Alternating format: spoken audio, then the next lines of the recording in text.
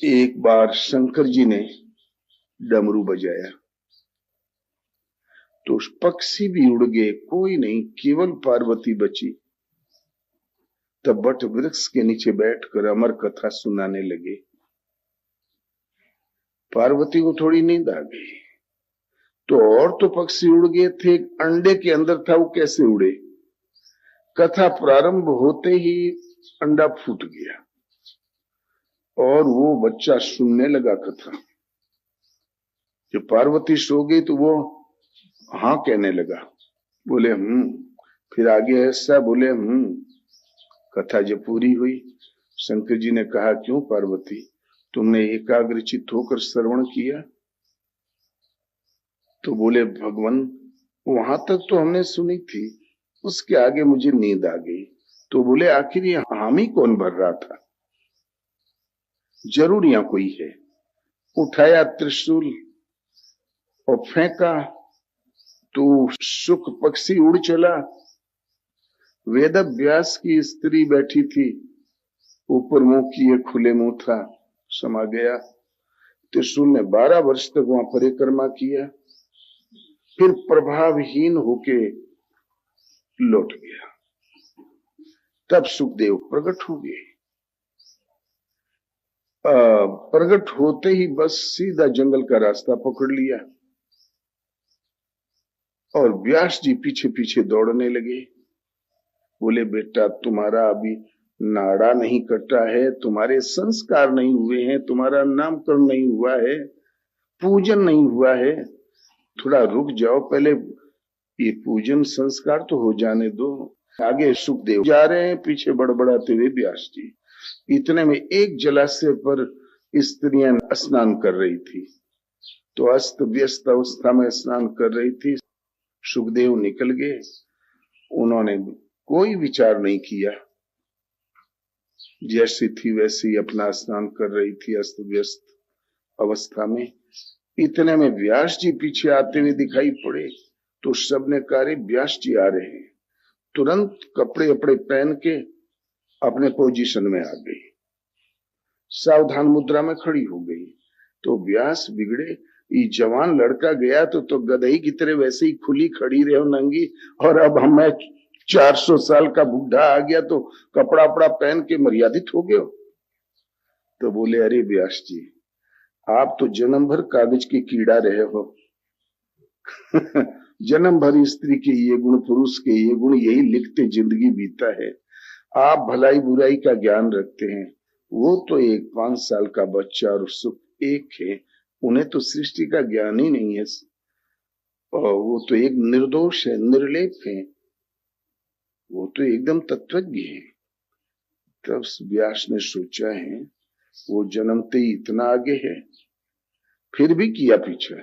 तो सुखदेव एक पीपल वृक्ष में समा गए।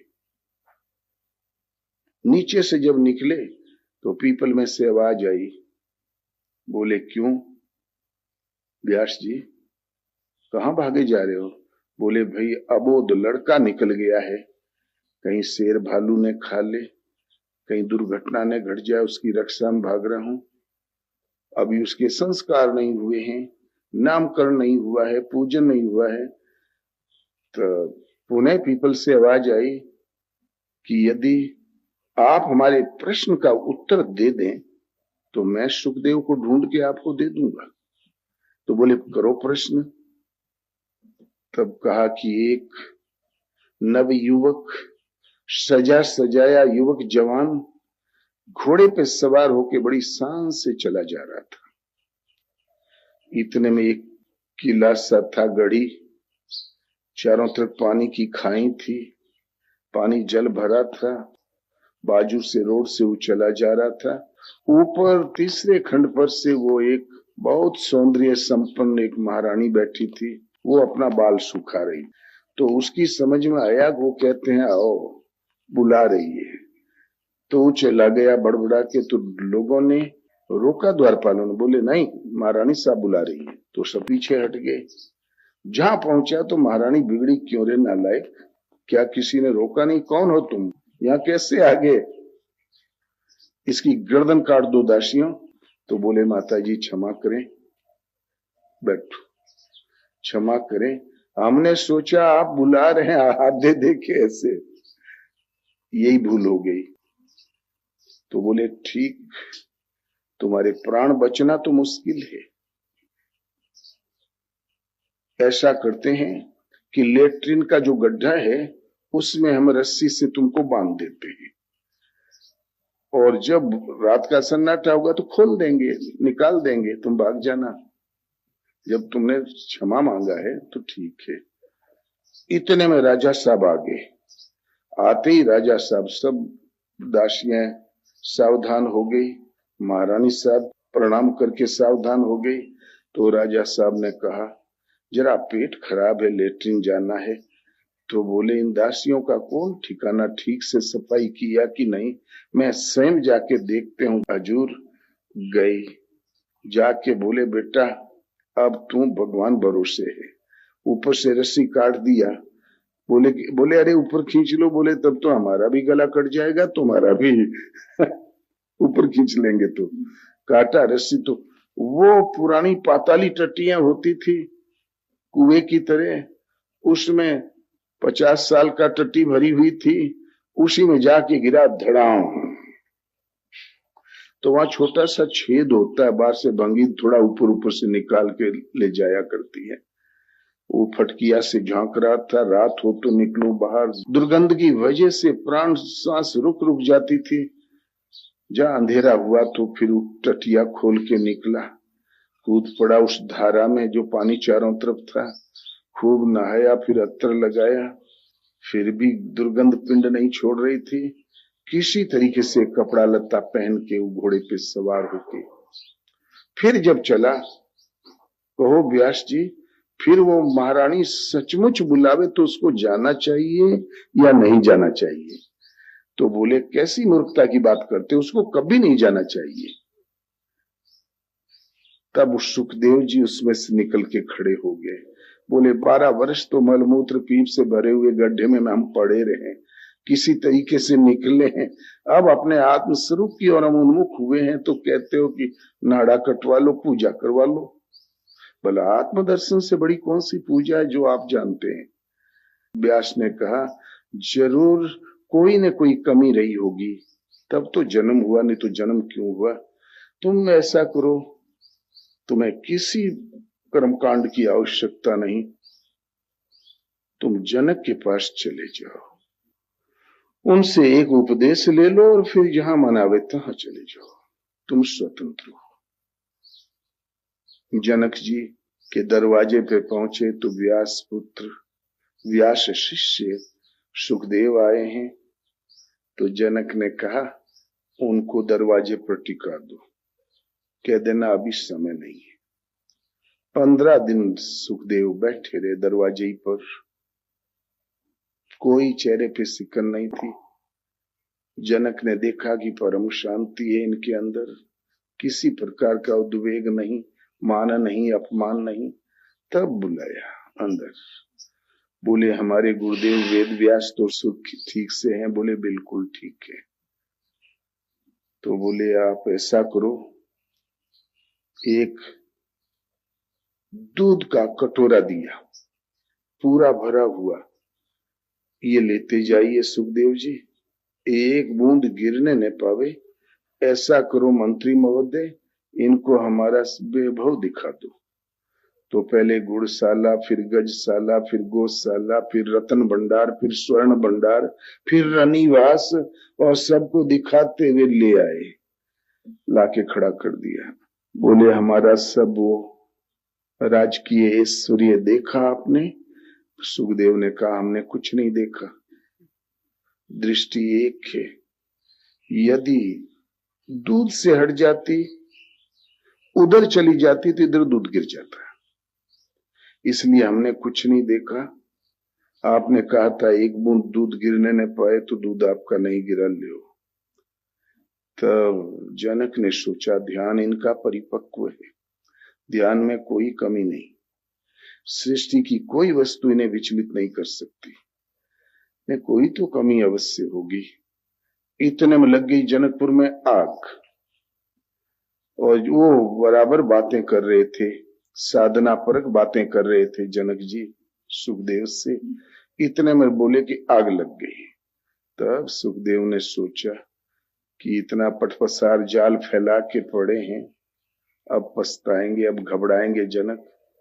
लेकिन जनक घबराए नहीं। इतने में सूचना मिली कि आग गेट पर आ गई, मुख्य किले के दरवाजे पर आ गई। तब जनक तो नहीं घबराए, लेकिन सुखदेव घबरा गए। अरे बड़ा सुंदर हमारा कमंडल वहीं रखा है, कोई उठा के बचा लेता तो अच्छा था। डंडा बढ़िया चिकना रखा है, वो कहीं जल न जाए। अब जनक की बात प्रेम से न सुने। तब जनक जी ने कहा, भाई मिथिला तो मिथिला है, मिथिला माने मिथ्या नश्वर, ये जनकपुर नश्वर, वस्तु नश्वर। ये तो फराशो झरा बराशो बुताना, फरेगा अवश्य झड़ेगा, प्रज्वलित होगा अवश्य बुताएगा, पैदा होगा अवश्य मरेगा। ये मिथिला तो मिथिला नश्वर। मेरा आत्मा रूपी वित्त शाश्वत है, तो उसको अग्नि ही नहीं जला सकती, न वायु सुखा सकती है। तब सुखदेव की समझ में आया, एक क्षुद्र 2 कौड़ी का कमंडल जल रहा तो हमारे धक धक हो रहा है कलेजा, और इसका पूरा शहर जल रहा तो इसको परवाह नहीं। तब जनक जी ने कहा, सुखदेव जी यही आप में कमी थी। ये भिक्षा पात्र का भी जो मोह है वो भी मोह कहलाता है। अब आप समझ गए। सुखदेव अंतिम उपदेश लेके निकल गए। तो ये इतना, कहीं जन्मते ही सुग्गा उड़ता है क्या? वट ब्रह्म का परिचायक है। शिव जो प्रकृति की सीमाओं से अतीत है, असीम तत्व है, उसका नाम है शिव तत्व। क्या पूजनीयम शिव तत्व निष्ठा, सृष्टि में पूजनीय कौन है? जो उस असीम तत्व में स्थित है, वे महापुरुष। तो शिव आदि गुरु हैं, शिव सदगुरु हैं, और वो सत्य में आप्लावित हैं, वही सदगुरु होते हैं, सब नहीं होते। 8 के गुरु बाट के चेला, 2 नरक में ठेलम ठेला। तो शिव वो शंकारी से शंकर है, शंकाओं से अतीत है। वो जब कथा कहते हैं तो ब्रह्म के अंतर्गत, इसलिए बट के नीचे। उनकी कथा को सुनने के लिए अधिकारी के लिए होता है प्रेम मई प्रवृत्ति की पार्वती है। जिस हृदय में प्रेममयी प्रवृत्ति जागृत हो गई, वो वास्तविक श्रोता है, वो कथा के अधिकारी है। राम कथा के ते अधिकारी, जिनका सत्संगत अति प्यारी, सत्संगत अत्यंत प्रिय है, वो राम कथा के अधिकारी।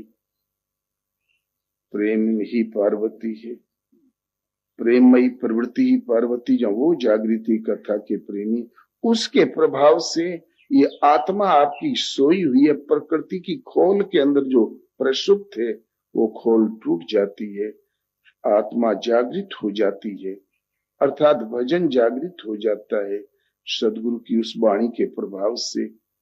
तो वो सुनने लगता है, लेकिन तीनों शूल पिंड नहीं छोड़ते। 17 स्तंभ त्रिगुणमयी प्रकृति, तीनों शूल पिंड नहीं छोड़ते। तो ये त्रिशूल पीछा करता है। वेद व्यास, जिसकी वाणी ही वेद है, बुद्धि मात्र यंत्र है, अपुरुष वाणी उतरती, उसको बुद्धि पकड़ती है और प्रस्तुत करती है। वाणी खुद कुछ नहीं जोड़ गांठ लगाते, वो वेद व्यास। उनकी वृत्ति में सदा वो प्रवाहित रहता है। वो साधक सुख जागृत आत्मा सदा प्रवाहित उनकी वृत्ति में रहता है साधक। तो 12 साल रहे संतों की टोली, तब मिले एक हंसों की बोली। 12 वर्ष लगातार रहा तो उस समय तीनों शूलों का प्रभाव हट गया। निश्चिंत होकर सुख दाता आत्म स्थित होकर आगे बढ़ा, आत्मपरायण होकर आगे बढ़ा। अब 5 साल का लड़का और स्वरूप में स्थित परमहंस से एक ही होता है। सुखदेव पूर्ण परमहंस है। वेद व्यास ने जन्म भर जो साधना करके जो स्थिति प्राप्त की थी, सुखदेव की अवस्था उससे भी और आगे है। और ये गर्भवास में प्रकृति के झांसे में आकर बार बार हजारों जन्म से तो गर्भवास में ही पड़े थे, मलमूत्र पीप से बने हुए कुंड में, वहां दुर्गंध है, और कोई सौभाग्य से उससे निकल ही गया। आसुरी संपत्ति फंसाती है, देवी संपत्ति निकालती है। देवी संपत्ति के प्रभाव से वो रानी दयार्द हो गई थी। देवी संपत्ति के प्रभाव से यदि उस गड्ढे से निकल गया तो क्या फिर उसको उस गड्ढे में जाना चाहिए? व्यास ने कहा कभी नहीं। ये एक रूपक जोग ही जनक है। योग साधना के अंतिम चरण में भी कहीं ममता नहीं है तो कमंडल में ममता, लठिया में ममता, इतना भी बहुत है। साधना से विचलित करने के लिए ममता होने के लिए किसी महल की जरूरत नहीं, किसी प्रॉपर्टी की जरूरत नहीं, खजाना की जरूरत नहीं, एक लकड़ी काफी है। अरे मानसिक प्रवृत्ति को खींच जाना ही तो ममता है। इसलिए अंतिम ममता रहती है कमंडल में, लकड़िया में। वो भी शांत हो गई, ता सुखदेव सुखदाता महापुरुष हो गए। तो ये रूपक है। भारतीय महापुरुषों का अनादिकाल से नियम था, किसी रूपक के माध्यम से अंतःकरण में जो साधनाओं से मिलने वाली अवस्था है, स्थिति विशेष है, उसका चित्रण करना। तो जितनी भी भारत में कथानक हुई है, खास वो अवश्य घटनाएं घटी, तो वो घटनाएं भी घटी। वो एक है इतिहास।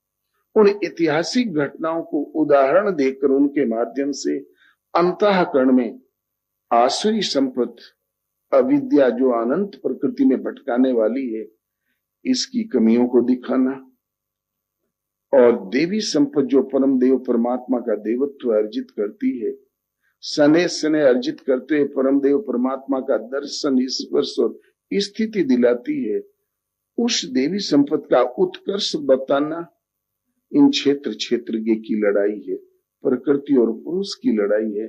इस लड़ाई का चित्रण करना, घटित घटनाओं के माध्यम से चित्रण करना, यही महापुरुषों की अध्यात्म समझाने की सदैव परंपरा रही है। और भारत में घटनाएं तो सदैव से घटती आई। सब घटनाओं के पीछे कोई न कोई आध्यात्मिक रूपक महापुरुषों ने अवश्य प्रस्तुत किया है।